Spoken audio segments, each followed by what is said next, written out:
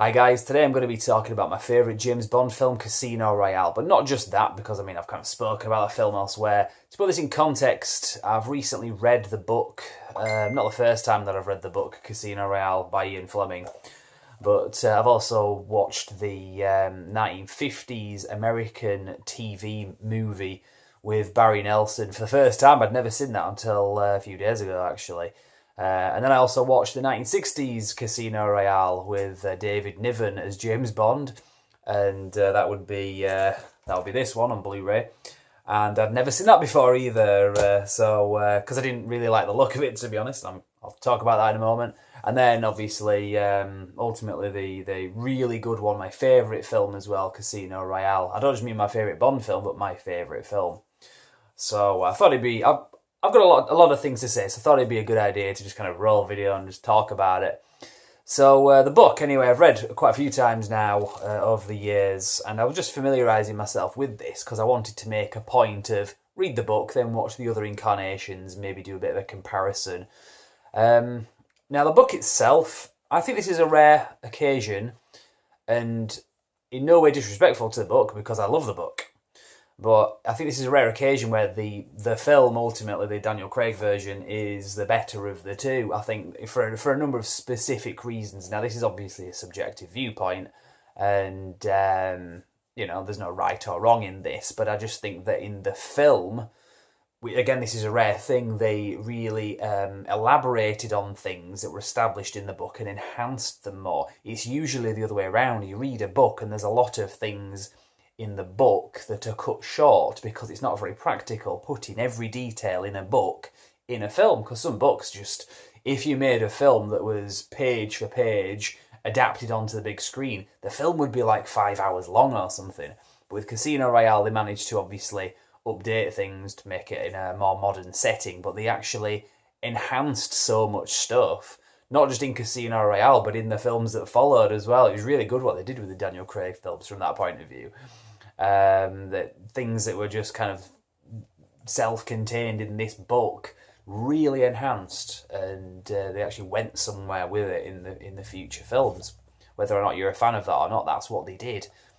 So anyway, so the first film, anyway, I say film, it wasn't really a movie, it was a TV special, and it was called Casino Royale, so they kept the title as well, and acknowledged, obviously, an Ian Fleming story.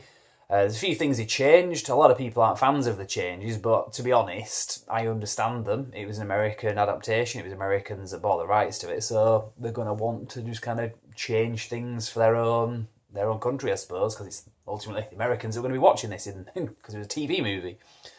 So instead of it being James Bond, it was Jimmy Bond. Instead of working for the British Secret Service, he works for the CIA. They did a few other things. To be fair, there's a bit of a trade-off. The lighter character, which is traditionally which is always the CIA character, is now a British intelligence guy. So they kind of mixed things up. They also took the roles of Mathis and Vesper Lind and combined those two characters into one character. So you had a female, I think she was called Valerie Mathis or something like that, into one character. So they condensed a lot of things in that. Now, I'm not going to talk too much about it. You can watch it actually on YouTube, so I would recommend watching that. There's some very good copies of that on YouTube. So if you haven't seen it, check out, because I hadn't seen it until about a week ago anyway.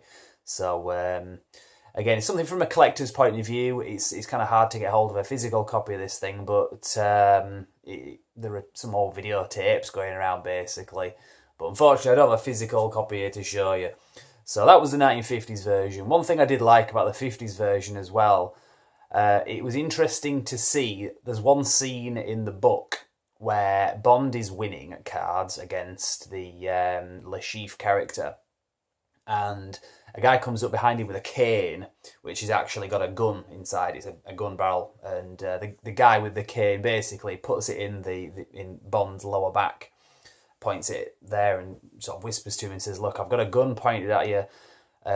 If you don't give up this game now, if you don't withdraw this bet, I'm going to pull the trigger. No one will hear this shot. You'll pass out. You'll just simply pass out. People think you've just fainted randomly, and I'll make an escape, and no one will know, and you'll be dead because I'm going to blow the base of your spine off with this gun." So he starts counting to 10. Bond can't really think of much else to do, so he just kind of dives back off the chair. It's a bit embarrassing. But of course, in the kind of scuffle, the guy's cane gets dropped on the floor. Obviously, it doesn't go off. The guy runs away, never to be seen again. Now, they didn't do that in the Daniel Craig film. They had a similar scene where Bond gets poisoned. That's kind of the equivalent of that scene. That works a hell of a lot better as well than what Ian Fleming wrote. Because obviously this is a film. What works in a book doesn't necessarily work or pay off brilliantly in a film. So it was fine in the book. Again, no disrespect to Ian Fleming. It was quite a good thing to read. But on film, it's not very good. In the 1950s version, like I'm talking about now, it does actually play out like the book. So it was interesting to see that. So little things like that, as a fan of the book, I thought it was interesting to see. But again, it wouldn't have worked. I mean, can you imagine Daniel Craig doing that in the film? Instead of the poisoning bit, they just have a bit where somebody points a stick at his back and he just kind of throws himself back off the table and looks like an idiot. Wouldn't really have worked brilliantly. So that's the 50s version, which I haven't seen until recently. Similarly, the 1960s version, it's kind of embarrassing to be honest, but it is what it is, to be fair. This is probably one that you're more likely to have seen, and it's got some pretty good talent from the 1960s. So you've got Peter Sellers, David Niven, Oscar Wilde plays, I almost said Oscar Wilde then. Orson Welles, not Oscar. Oscar Welles, non-name remembering mofo. Orson Welles plays Le Chiffre, and Woody Allen is in this as well. But obviously David Niven played James Bond, and to be fair, he's quite good in it as well for what it is. This is basically the equivalent of the 1960s Batman, if you're going to compare that to like the Tim Burton 1989 masterpiece, or the animated series of Batman, or whatever, the Dark Knight trilogy, all those really, really good adaptations of Batman. If you then compare the 1960s version and you don't like that kind of thing, you're going to think 60s Batman is shit. I personally like the 60s Batman because I kind of grew up with it, but I didn't grow up with this or any of the actors in it, so to me, this incarnation is shit. But that's just my opinion because I don't have that bias towards it. I have a kind of a bias against it. So to me, I watched this. I didn't really like it. Having said that, there are some funny bits. There's a funny bit where Woody Allen is he's at a lineup. He's getting shot by a firing squad. And watch the scene for yourself. Anyway, I'm not going to go into it in too much detail. But scenes like that I thought were pretty good, to be fair. And I'm not a Woody Allen fan either. So if that made me laugh, fair enough. No, I really don't like Woody Allen. He's kind of creepy. So, anyway, the point about this, I don't begrudge the existence of this as well. Now, this is not part of the canon of the James Bond films, the Eon Productions films. But the rights weren't owned when they started making this. And this was made in 1967. There was no real way that you could make Casino Royale within the James Bond franchise while Sean Connery was playing it, because it was basically his starting out in a lot of ways. So you didn't really want to put that story, like, sort of sandwich it in between, like, You Only Live Twice and whatever, on Her Majesty's Secret Service, or somewhere. You didn't want to sandwich it in there because you couldn't really do it as like one of his first outings that kind of makes him who he is, because you wouldn't be able to do it properly because he's had all these previous missions saving the world and stuff. So, and also the bigger picture of it, it wouldn't have been good. They would have had to have massively changed the story, and it wouldn't be the Casino Royale that ultimately they made that we know and love. Well, I do anyway. So to me, I don't begrudge the existence of this, because the main filmmakers wouldn't really have done anything with it if they had the rights by 1967. So it's not like a case of Never Say Never Again with Sean Connery, where there is no point in the existence of this film. It's just basically there to make money for Kevin McClory, and it was kind of a really bitter thing to do as well, especially on the part of Sean Connery, to be honest. It was a bit kind of sucked that he did that film. But if you want to know more about that, I'd recommend you watch this Everything or Nothing documentary. There's quite a bit about that in that. So, but anyway, back on to Casino Royale. 1960s version. If you haven't seen it, give it a watch. It's not an awful film. I just personally don't like these kinds of films, and I'm not I don't dislike any of the talent in it. It's talent, but I'm not fans of them. So to me, it just doesn't really resonate. I'm not a big fan of Peter Sellers. I always find him a bit kind of creepy and sleazy. And same with people like Woody Allen as well. So that's those anyway. Now in the 1960s Casino Royale, there's not really much of the story that is kept. I mean, there's a few little aspects of it, and there's a few nice little nods to the book as well. There's a bit where Peter Sellers is also playing James Bond. It's kind of weird. They kind of give the name James Bond and the 007 designation to all agents at one point in the film. So that's James Bond, that's James Bond. Peter Sellers is James Bond as well. Very confusing, very kind of weird. But there's a bit in the film where he gets captured and would be by Le Chiffre and would normally be getting tortured at that part in the story if it was that loyal to the book. But he doesn't as such in a traditional sense anyway. But there's a chair that he sat in, and there's talk about the chair having a hole cut in it. Does that sound familiar? If you've read the book or seen the Daniel Craig film. And there's also a carpet beater stuck to the side of the chair as well, which isn't really mentioned, it's just there. But if you read the book, it's actually a carpet beater that Le Chiffre uses to knacker James Bond in the knackers. So that was a nice little nod anyway. So there's plenty to, admire about the 60s Casino Royale, but I personally didn't think it was good. And it's quite long as well. It's about 2 hours and 10 minutes, something like that as well. So you have to really kind of sit through it. If it had been an hour and a half, it wouldn't have been too bad. So that's that anyway. Not really much else to say about that. Casino Royale, the Daniel Craig film. Obviously, I've spoken about this many times. I love this film. To me, it's kind of a toss-up between Skyfall and Casino Royale as being my favourite film because I think Skyfall is the better James Bond film because it has a few more elements in there.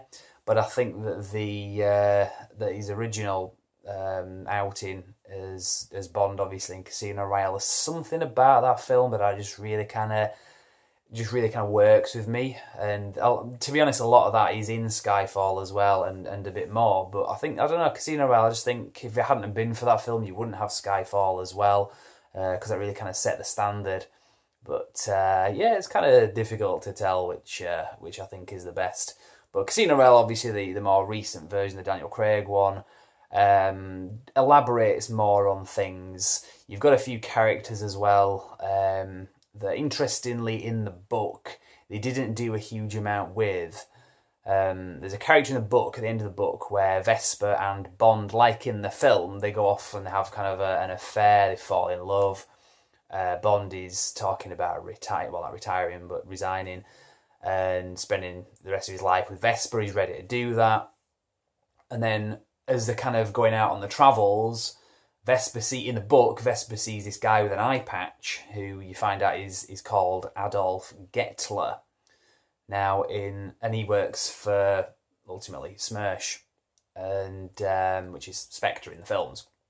Now in the film, very similar thing. They fall in love. He's going to resign. They go off on the holiday, travels and stuff like that. Instead of being an eye patch, it's glasses, but one of the lenses blacked out, so similar to an eye patch. Just doesn't look as ridiculous as an eye patch in a movie anyway.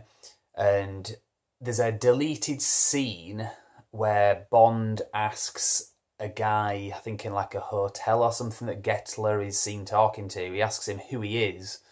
There's a similar thing in the book, and the guy says he's called Gettler, and that he's there for a watch repairing conference. I think that was taken from the book. This is a deleted scene, by the way. If you've got this version, you can see that deleted scene. And obviously, later on, when Bond's got Vesper's phone, it says he reads a message from Gettler on it as well. So that's taken from the book. I would like to think at some point they'll do an extended cut of this, because there's about an extra 6 minutes or so footage that are in deleted scenes on this, and they're kind of edited in with the scene that they should kind of flow to and from, or from and to, should I say. So you can watch the deleted scenes as an extra, but they could really edit them into the film, to be honest, and I think it'd be kind of good if they did that in some ways. There's a couple of deleted scenes, I think they deleted them for pacing, to be honest, but I'm just thinking it'd be interesting to see them in this. And for that scene with Gettler, I thought it was a perfectly good scene, to be honest, but again, they just cut it out for pacing reasons, presumably. So again, that's something from the book that was in the film or in a deleted scene as well, but the book kind of did a little bit better with it, I thought, as well. Now, obviously, in the book, when Vesper Lynd kills herself, it's very anticlimactic. I mean, it works in the book. Again, like I say, what works in the book is great, and this is a great book, but doesn't necessarily translate brilliantly into a film when it comes to pacing and things like that, and payoff and climax. So the bit in the book where she kills herself, she's basically acting a bit weird, and Bond wakes up the next morning and goes into a room, and she's just taken an overdose of sleeping pills and left a note with a confession saying, I'm effectively a double agent. Similar to what, her reasons are similar to what is in the film as to why she does it. So you can sympathise with her, but ultimately she's a bad guy, well, a bad woman.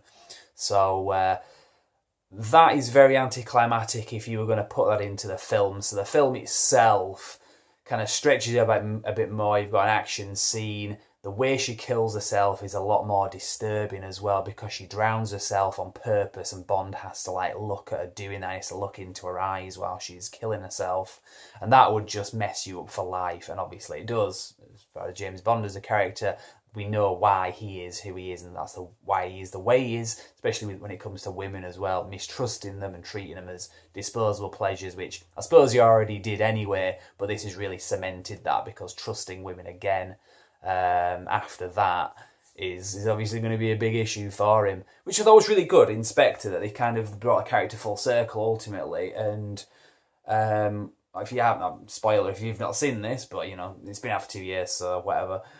The character in this that he falls in love with, which is obviously Mr. White's daughter. Mr. White was kind of the reason why Vesper did what she did. That's really good full circle. I liked it. I know a lot of people didn't and were like, oh, but I thought it was good. So what's done in Casino Royale and ultimately the other films, I thought really paid off, and you didn't get that from reading the book. Again, no fault about the book. You know, a book is a book, films are films. Some have strengths, some have weaknesses. So in terms of storytelling. So again, the method that she uses to kill herself, I thought was a lot more hard-hitting in the film than it was in the book, because just for the reasons I've just said, basically. So I've really kind of rambled now anyway, so I'm hoping that this video has been fairly coherent. I'm going to cut it short there, because I could spend even longer talking about these. But no, my favourite franchise, James Bond is definitely my favourite franchise as a kid. It always was, and it used to be because of the kind of the silly stuff. No, it was really cool action films, but you know, next level, not just traditional action films. But it's James Bond. He's like got so much history to him. That's kind of why I would have explained why I liked James Bond when I was younger. But I think nowadays with these Daniel Craig films, you've really ramped it up to something that I, as an adult, can really enjoy. It's just great filmmaking. They're not perfect, don't get me wrong. They've still got a lot of idiosyncrasies, which you can say that's shit filmmaking. If you're a film student, if you want to talk about editing and pacing and all that kind of stuff, whatever, and storytelling, it's not Pulp Fiction, it's not The Shawshank Redemption, it's not Schindler's List. It's a silly James Bond film. But if you like James Bond films, and if that's what you want to see, there's something in this for you. So many different ways of looking at this. Right, I'm really rambling now, so I'm going to cut it short there. If you want to follow me on the channel, if you want to talk to yourself listening to me ramble on about other things, feel free to do so. I've done a few other videos recently about James Bond, so check that out. And I guess I'll see you next time. Thank you very much for watching.